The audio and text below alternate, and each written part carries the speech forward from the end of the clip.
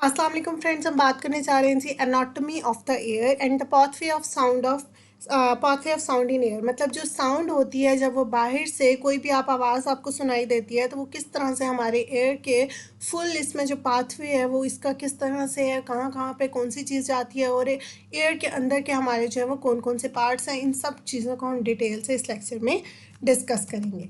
ठीक हो गया। फर्स्ट ऑफ ऑल सबसे पहले वो कह रहे हैं कि हमारी जो साउंड होती है बाहर से जब आती है तो वो कहाँ पर जाती है, पिन्ना में। पिन्ना हमारा क्या है, एक्सटर्नल ईयर। ये हमारे पास जो एक्सटर्नल ईयर होता है जो बाहर से आपको कान दिखाई देता है वो उसको हम क्या कहते हैं, पिन्ना। ठीक है, तो पिन्ना से क्या होता है कि साउंड जो है वो अंदर आती है। ठीक है, और उसके बाद क्या होता है, through the air canal to the tympanic membrane which vibrates with the sound. Air canal से ये वाली हमारी जो सारी लाइन होती है इसको हम क्या कहते हैं, ये जो पोर्शन है ये हमारे पास एयर कैनाल होती है। ठीक है, ये फनल का क्या मतलब है कि जिस तरह आपको पता हो कि फनल जो है वो क्या होता है, कुछ इस टाइप की शेप होती है, केमिस्ट्री लैब्स में यूज़ होता है फनल जो होता है। तो उससे क्या होता है कि आगे जब चीज़ उसमें डाली जाती है तो पहले उसका बड़ा पोर्शन होता है और फिर बारीक होता है। ठीक है, तो इस तरह से जो है वो चीज़ जो पहले ऊपर से बड़ी चीज़ होती है और फिर वो नीचे वो बारीक से, मतलब बॉटल में आपने कोई चीज़ डालनी हो तो आप उसको फनल को यूज़ करते हैं। इसी तरह से आप इसको अगर गौर करें तो ये हमारे पास एक बड़ा पोर्शन है और फिर आगे बारीक सी ट्यूब है। इसी तरह से साउंड जो है वो पहले इसमें जाती है और फिर आगे हो जाती है। तो ये इसको हम कहते हैं कि ये क्या हो रहा है, फनल हो रहा है, मतलब फनल वाला प्रोसेस है। ठीक है।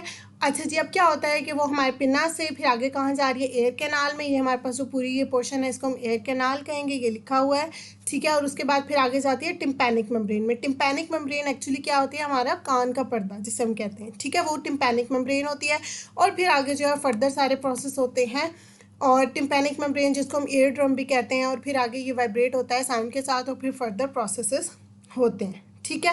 अच्छा जी, सबसे पहले पिन्ना में आई, फिर एयर कैनाल में आई, फिर टिम्पैनिक मेम्ब्रेन में आई, उसके बाद वो जाती है मिडल ईयर में। मिडल ईयर में हमारे पास क्या होता है कि 2 ml इसका वॉल्यूम होता है। बिहाइंड द टिम्पैनिक मेम्ब्रेन हमारे पास ये टिम्पैनिक मेम्ब्रेन से पीछे वाला पोर्शन यहाँ पर क्या है, मिडल ईयर है। मिडल ईयर में गई, मिडल ईयर में हमारे पास क्या होते हैं, बोन्स होते हैं, 3 बोन्स होते हैं जिनको हम क्या कहते हैं, ऑसिकल्स। ठीक हो गया, जो कि क्या होते हैं, जब साउंड आ रही होती है, साउंड आई, टिम्पैनिक मेम्ब्रेन वाइब्रेट हुआ, तो टिम्पैनिक मेम्ब्रेन से पीछे क्या है, मिडल ईयर की बोन्स हैं, ऑसिकल्स हैं। तो जब मिडल ये टिम्पैनिक मेम्ब्रेन जो है वाइब्रेट होगा तो फिर ऑसिकल्स भी वाइब्रेट होंगे। सबसे पहले हमारे पास मेलियस होती है। ठीक है, जिसको हम हैमर कहते हैं। हमारे पास फर्स्ट बोन होती है, ऑसिकल्स में फर्स्ट बोन है। फिर हमारे पास इनकस है, फिर स्टैप्स है। ठीक है, तो इसको आप देखें, यहाँ से आई साउंड, फिर एयर कैनाल में गई, फिर टिम्पैनिक मेम्ब्रेन में गई, उससे पीछे ये हमारे पास बोन्स हैं मिडल ईयर की जिनको हम ऑसिकल्स कहते हैं, मिडल ईयर बोन्स हैं। सबसे पहले जो है मेलियस आ रही है तो मेलियस वाइब्रेट करेगी, फिर इनकस है और फिर उसके बाद स्टेप्स है। ठीक है, ये तीनों बोन्स हमारे पास आ गई, यहाँ तक साउंड चलेगी। नेक्स्ट क्या होता है, फिर base plate of the stapes presses against the membrane behind the oval window, the opening in the bony process surrounding the cochlea। अब यहाँ से ये इसकी जो बेस प्लेट है ये आगे फिर कहाँ जाती है, कॉकलिया में। हमारे पास ये आप यहाँ पर देखें, ये ओवल विंडो है। ठीक है, इसकी स्टेप्स की बेस प्लेट के साथ ओवल विंडो है। फिर साउंड यहाँ से कहाँ गई, ओवल विंडो में। ठीक हो गया। ओवल विंडो के बाद फिर वो कहाँ जाएगी, कॉकलिया में। ठीक है, कॉकलिया हमारे पास क्या है, इनर ईयर। अब यहाँ तक क्या था, ओवल विंडो तक मिडल ईयर, फिर आगे हमारे पास इनर ईयर, ये है कॉकलिया। ठीक है, तो यहाँ से कॉकलिया में जाएगी। कॉकलिया के अंदर हमारे पास एक लिक्विड मीडियम होता है। जब वो कॉकलिया में हमारे पास साउंड जाएगी तो उस लिक्विड मीडियम को जाके वो वाइब्रेट करेगी, वहाँ तक अब साउंड पहुँच चुकी है। ठीक है, उसके बाद हमारे पास क्या है, cochlea is divided into 3 parts. अब कॉकलिया के 3 पार्ट्स हैं कॉकलिया के, और वो क्या है, एक है स्केला वेस्टिल नीलाए। ठीक है, स्केला मीडिया एंड स्केला टिम्पैनी, ये इन तीनों पोर्शंस है इसके। और फिर आगे हमारे पास आता है ऑर्गन ऑफ कोटाई। ठीक है, कॉकलिया के बाद साउंड कहाँ गई, ऑर्गन ऑफ कोटाई में। ठीक है, जो हमारे पास एक रिसेप्टिव ऑर्गन होता है। अब इसके आगे फिर 3 पार्ट्स हैं, कौन कौन से, basilar membrane, hair cells and tectorial membrane. ये जो आपको रेड में हर वर्ड शो हो रहा है ना, इसका मतलब है कि मतलब अब ये मेजर पोर्शन है जहाँ पर गई। अब जिस तरह पहले मिडिल ईयर में, पहले पिना में गई, फिर एयर कैनाल में गई, फिर टिम्पैनिक मेम्ब्रेन, फिर मिडल ईयर। अब ये जो ग्रीन है ये क्या मतलब है कि ये मिडल ईयर के ही पार्ट्स हैं। ठीक है, उसके बाद फिर ओवल विंडो में गई और उसके बाद कॉकलिया में गई। अब कॉकलिया के अंदर ही लिक्विड मीडियम है। ठीक है, फिर आगे ऑर्गन ऑफ कोटाई में गई। ऑर्गन ऑफ कोटाई के आगे 3 पार्ट्स हैं। अब उनमें किस तरह से गई, सबसे पहले वो बेसलर मेम्ब्रेन में जाती है। ठीक है, फिर एक और मेम्ब्रेन आती है रेटिकुलर मेम्ब्रेन, फिर वहाँ जाती है, फिर हमारे पास ऑर्गन ऑफ कोटाई का नेक्स्ट पार्ट होता है टेक्टोरियल मेम्ब्रेन, फिर वहाँ पर गई, ठीक है। उसके बाद एंड पे क्या होता है कि जो सीलिया के हेयर सेल्स होते हैं, ये हमारे पास जो बेसलर मेम्ब्रेन और टेक्टोरियल मेम्ब्रेन की जो मूवमेंट होती है, जो साउंड वेव्स की वजह से हो रही है, उससे क्या होता है कि जो सीलिया हेयर सेल्स होते हैं, सीलिया क्या होता है मतलब eye lashes type hair cells जो होते हैं, ठीक है, वो क्या करते हैं, बैंड हो जाते हैं, और उनकी बैंडिंग की वजह से रिसेप्टर पोटेंशियल जनरेट होते हैं, ठीक है। फिर आगे प्रोसेस होता है कि रिसेप्टर पोटेंशियल्स आपके ब्रेन तक जाते हैं, ब्रेन को वो जो है इन्फॉर्मेशन देते हैं, लेकिन यहाँ तक जो है वो एयर वाला काम जो है वो हो गया, ठीक है, एयर ने रिसेप्टर पोटेंशियल्स जनरेट कर दिए। तो ये हमारे पास होता है इसका ट्रांजिशन का प्रोसेस, ठीक है। फर्दर वो कहते हैं, अब इसको हम एक दफ़ा ओवरव्यू कर लेते हैं, फिर हम मज़ीद इसको डिस्कस करेंगे। और तो सबसे पहले यहाँ पिना में आई, फिर एयर कैनाल में गई, ठीक है, फिर ये टिम्पैनिक मेम्ब्रेन जो कान का पर्दा है वहाँ पर गई, फिर मेलियस में गई, फिर इनकस में गई, और फिर स्टेप्स में गई, फिर स्टेप्स की बेस प्लेट पे ओवल विंडो है वहाँ पर गई, ठीक है, फिर ये कॉकलिया में गई, ठीक है। उसके बाद जो है वो आगे कॉकलिया से कहाँ चली गई, कॉकलिया के लिक्विड मीडियम में चली गई, और उसके बाद फिर ऑर्गन ऑफ कोटाई में जाती है। ऑर्गन ऑफ कोटाई के आगे 3 पार्ट्स हैं, बेसलर मेम्ब्रेन में गई, ठीक है, फिर उसका एक और पार्ट, मतलब इसके ऑर्गन ऑफ कोटाई के 3 पार्ट्स हैं, बेसलर मेम्ब्रेन, हेयर सेल्स और टेक्टोरियल मेम्ब्रेन, ठीक है। तो पहले बेसलर मेम्ब्रेन में जाती है, फिर एक और मेम्ब्रेन है रेटिकुलर मेम्ब्रेन जो ऑर्गन ऑफ कोटाई की नहीं है वैसे है, ठीक है, वहाँ पर जाती है, फिर उससे वो टेक्टोरियल मेम्ब्रेन में जाती है, टेक्टोरियल से फिर आगे क्या होता है, हेयर सेल्स जो है वो बेंड हो जाते हैं, सीलिया ऑफ हेयर सेल्स बेंड होते हैं, और उससे रिसेप्टर पोटेंशियल जनरेट हो जाता है, ठीक है। अब यहाँ पर एक और बात लिखी हुई है कि जो the auditory receptor cells are called hair cells, ठीक है, ये हमारे पास रिसेप्टर सेल्स जो होते हैं ऑडिटरी, उनको हम हेयर सेल्स कहते हैं, they are anchored through rod like Deiters sales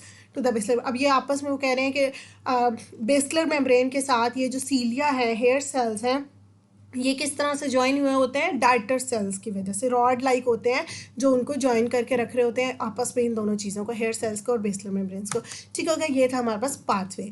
further वो कह रहे हैं कि अगर कॉकलिया जो है वो क्लोज सिस्टम होता है, आप देखें कि कॉकलिया के अंदर ये हमारे पास एक विंडो लाइक छोटा सा मतलब होल है जिसको हम क्या कहते हैं, राउंड विंडो, ठीक है।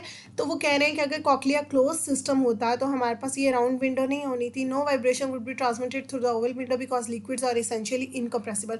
लिक्विड्स के अंदर ये कैरेक्टरिस्टिक होती हैं कि वो इनकम्प्रेसिबल होते हैं, मतलब आप उनको कंप्रेस नहीं कर सकते हैं। जिस तरह अगर लिक्विड के ऊपर हम कोई चीज़ रखें, अगर वो लाइट सी चीज़ है, हल्की सी चीज़ है, तो वो क्या करती है, लिक्विड के ऊपर फ्लोट करने लग जाती है, तैरने लग जाती है, ठीक है। और अगर वो भारी हो तो उसके अंदर डूब जाएगी। लेकिन ये क्या है कि वो लिक्विड को कंप्रेस नहीं करती, उसको दबा नहीं देती, कोई भी चीज़ लिक्विड को कंप्रेस नहीं कर सकती। तो इसलिए अगर वो कह रहे हैं कॉकलिया क्लोज सिस्टम होता तो क्या होना था कि जो हमारी वाइब्रेशन है ओवल विंडो के ज़रिए वो यहाँ पर ट्रांसमिट नहीं होनी थी, ठीक है। ये ओवल विंडो से जो वाइब्रेशन इधर आ रही है, अगर ये हमारे पास यहाँ पर ये होल ना होता, राउंड विंडो ना होती, ठीक है, तो उससे क्या होना था, वो इधर वाइब्रेशन ट्रांसमिट नहीं होने थे, ठीक है। तो इसलिए इसका होना भी ज़रूरी है। There is membrane covered opening the round window. ये राउंड विंडो हमारे पास जो है यहाँ पर उसका क्या फंक्शन है, it allows the fluid inside the cochlea to move back and forth. इसकी वजह से क्या होता है, हमने बात की कॉकलिया के अंदर लिक्विड मीडियम होता है कि जब कॉकलिया में साउंड आए तो वो लिक्विड मीडियम में जाती है और उसको वाइब्रेट करती है, तो उसमें जो है वो राउंड विंडो का रोल है। वो कह रहे हैं कि राउंड विंडो की वजह से ये होता है कि जो कॉकलिया के अंदर वाला फ्लूइड है वो बैक एंड फोर्थ आगे पीछे मूव कर रहा होता है, हो गया।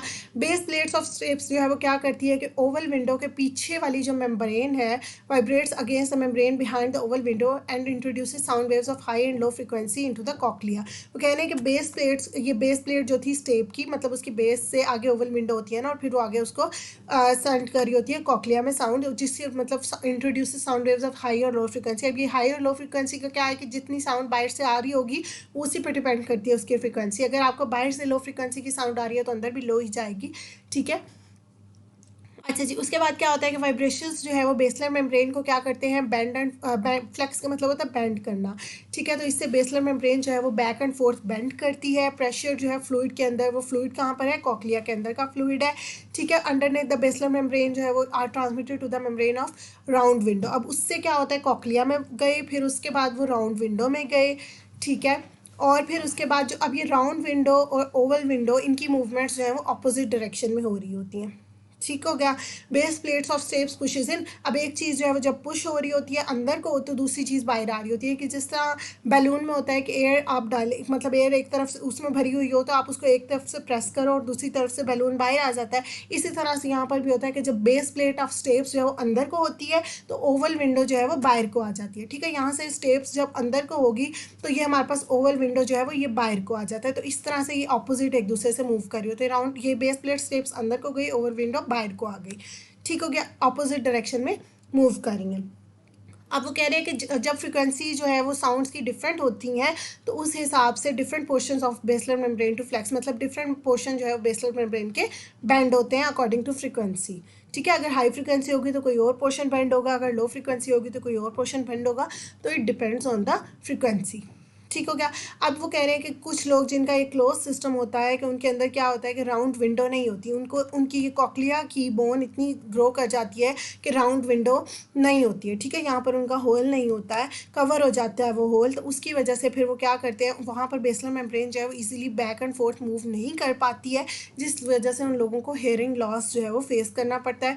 तो उनके लिए फिर जो सर्जरी की जाती है उसको हम क्या कहते हैं, फेनेस्ट्रेशन। फेनेस्ट्रेशन का क्या मतलब है, विंडो मेकिंग। मतलब उनके वहाँ पर कॉक्लिया में वो क्या करते हैं, एक टिनी होल जो है वो जनरेट कर देते हैं, drilled in the bone where the round window should be, जहाँ पर राउंड विंडो को होना चाहिए। अगर यहाँ पर वो नहीं है तो फिर यहाँ पर वो होल कर देते हैं, ड्रिल मतलब जिस तरह से भी वो करते हैं। तो एक छोटा सा होल बना देते हैं राउंड विंडो की जगह पर, जो कि राउंड विंडो का काम करता है। ठीक है, इस प्रोसेस को हम कहते हैं फेनेस्ट्रेशन। फेनेस्ट्रेशन का क्या मतलब है, विंडो मेकिंग। ठीक हो गया। That is all about the pathway of sound in air. ठीक हो गया, यहाँ तक हमने ये बात की कि रिसेप्टर पोटेंशियल्स जनरेट हो गए। ठीक हो गया, अब रिसेप्टर पोटेंशियल्स जनरेट हो गए, यहाँ तक ये हो गया। फर्दर इससे आगे क्या होता है वो हम नेक्स्ट लेक्चर में डिस्कस करेंगे। That is all about it. Thank you so much and अल्लाह हाफिज़।